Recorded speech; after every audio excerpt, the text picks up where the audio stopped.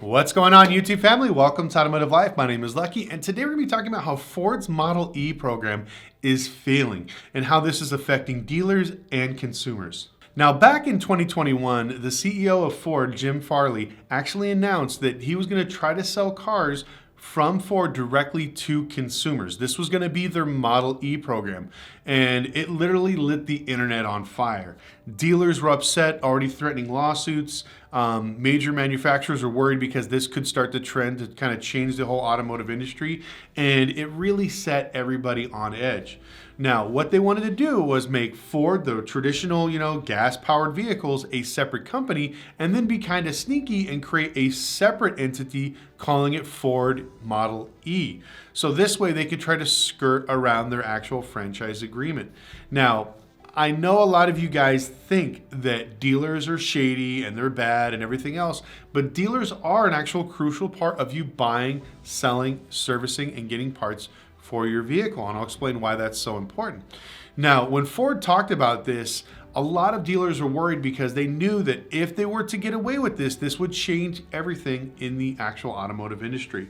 But after much backlash, they actually stopped and decided that they were going to put it together because there was no way to go around it. Now, in some states, it's actually illegal for the manufacturers to sell cars directly to consumers.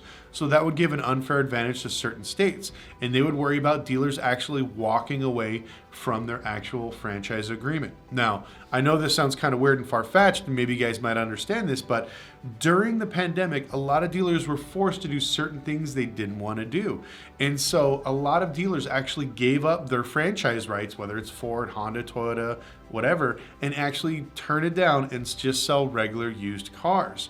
Now, this is kind of a trend that we're starting to see, and that's why you see a lot of these big auto groups like AutoNation buying up some of these smaller or larger independent used car dealers, because that's what they're doing, is they're actually making more money with less headache and less guidelines when it comes to this.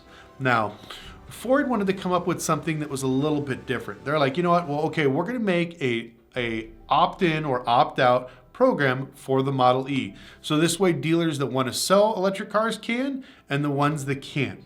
Now, everybody wanted to sell electric cars last year because, it was the new trend. They were all selling out online. But you guys know as well as I do, in today's current market, EVs are just simply not selling. I think America really overinflated the fact that they really wanted these cars. And so now that, I believe Tesla had pretty much the market share when it came to electric cars, but now that everybody has an electric car, the market is literally turned down, especially when it comes to resale. So now a lot of dealers are starting to backpedal because they don't want the allocation of electric cars. Now, I'm going to explain what allocation is. Now, when every franchise dealer signs an agreement, they're allocated a certain amount of vehicles, maybe 100 Ford F-150s, 100 Ford Mach-E's, 100 whatever Ford Fusions, you pick, take your pick. And what happens is you get all these cars and you have to sell them. Now, during the pandemic, they didn't have to worry about that. But the problem is maybe let's say they sell all their 100 trucks like this. But now they're only selling maybe 20 Mach-E's, and the rest of the Mach-E's are just sitting there. Now dealers have to take major losses. But here's the problem. They can't lower the price of those cars to get rid of them because part of their agreement is they have to keep the main price at a certain thing. So they offer incentives or do higher trade-in deals, whatever they can do to get rid of these old cars. Well, a lot of the dealers that opted into these programs are getting stuck with a lot of EVs that are just simply not selling. So Ford, in kind of an ingenious, shady way, decided that, you know what, we're going to change the Model E program. We're going to make this an opt-in, opt-out type of program. So the first thing that kind of raised people's eyes was the fact that if you wanted to opt in, you had to put anywhere from $500 to $2 million into your building to add charging stations, get certain equipment, and do some training. Now, that received major backlash from a lot of Ford dealers because they didn't want to have to spend $1 million to $2 million on a program that's actually not even making money, and they didn't think it was fair. So Ford decided to backpedal that, and I believe that they're actually changing that program right now, but that was one of the things. So you have to pay $2 million to join a program to not sell any cars. The second thing is I believe that they're setting dealers up for failure, and they're actually going to be able to change the market. Now, if they decide to opt out, I believe what's going to happen is all the dealers that opted in are going to be grandfathered in to selling electric cars. And all the dealers that are opting out, I believe, are going to be on the outside looking in. So eventually when EVs do take the market share, I believe a lot of these dealers are going to be in trouble. Now, a lot of things are left up, like what happens if you want to buy an electric car and there's no Ford dealer in your area that sells electric cars? Well, you could purchase it online, I guess.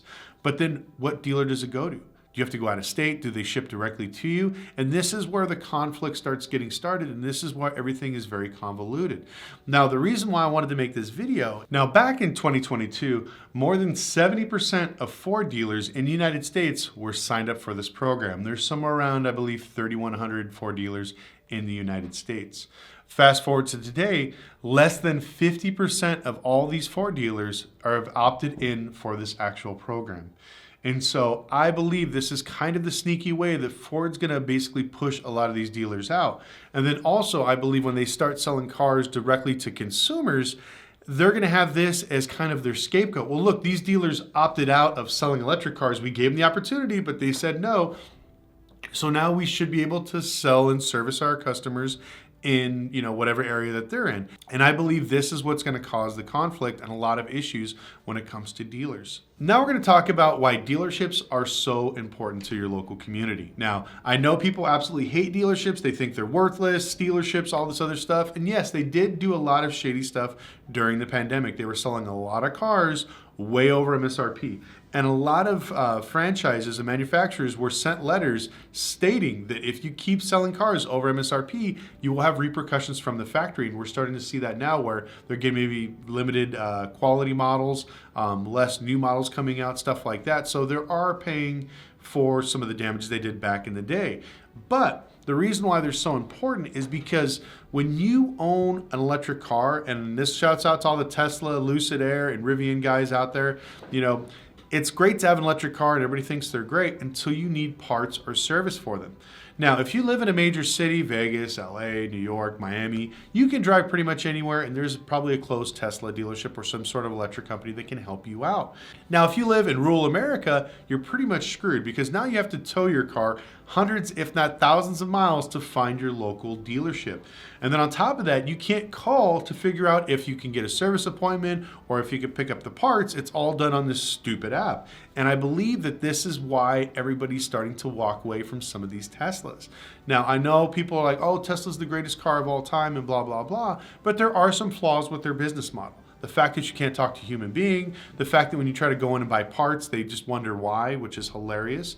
And that's another thing too. When you want to buy, let's say, brake pads, and maybe you cracked your headlight because you hit a rock in the middle of the road, something like that, there are no companies making aftermarket parts for a lot of these EVs because they want to keep everything patented and inside their own company, so you're forced to go to them. And with other major manufacturers, they realize that there's a huge benefit giving some of your parts to some of these manufacturers so they can actually make aftermarket parts for you. So this way it eases your parts production as well as gives you more options out there in the market to customize and do fun stuff to your car. But a lot of these electric model companies do not do that. And so that's why if Ford starts having these issues and starts selling direct, are the Ford dealers that are not involved saying we're not going to service your car? Because remember, if you want to be part of the Model E program, that's a whole new batch of computers, that's a charging station, more training for your customers, and all those costs fall on the dealership. So if they're not making profit with selling them, why would they make profit on doing the service for them when they don't want to be involved with the Model E program? And so, as you can see, this is a very slippery slope for the automotive industry. Now, we already kind of hit something kind of crazy with Hyundai selling cars on Amazon. Now, I don't know if it's going to work out, how it's going to work. Like if you buy a car on Amazon, does that mean that if you're in certain zip codes, the car goes to a certain dealer and you pick it up there and do the paperwork? Or do they do the paperwork online and send you the vehicle? Where do they pay sales tax? Do they pay sales tax in your state? Do they pay in another state? And so all these things will factor into how people are selling their cars online. And another thing, when it comes to small towns and businesses and stuff like that, believe it or not, some of your biggest producers of sales tax in your state are used car dealers. And so they're very crucial with educational programs, other things like that. And so that's why I tell people that dealerships, yes, they are a pain in the ass, and sometimes they're shady and they do some crazy stuff. But there are a lot of good dealerships out there that do good things, but they're also crucial because think about it. A franchise store hires hundreds of people. So that's all those people that are going to be losing their jobs, as well as nobody wants to drive 300 miles to go buy a set of brake pads, which is pretty ridiculous. But that's the way we're trending if we go to direct-to-consumer models. Now, I'd love to know your opinions down below. What do you think of actually selling cars directly to consumers? Do you like it? Do you hate it? Do you think it's a good step in the right direction? Or do you think it's the start of something that's going to collapse the whole automotive industry? Anyways, chime in down below. If you've learned anything, please like and subscribe. Also follow us on Instagram at Lucky Lopez. And once again, we got an amazing video of me chopping up the G-Wagon on Friday. So make sure you check that one out, and we'll see you next time.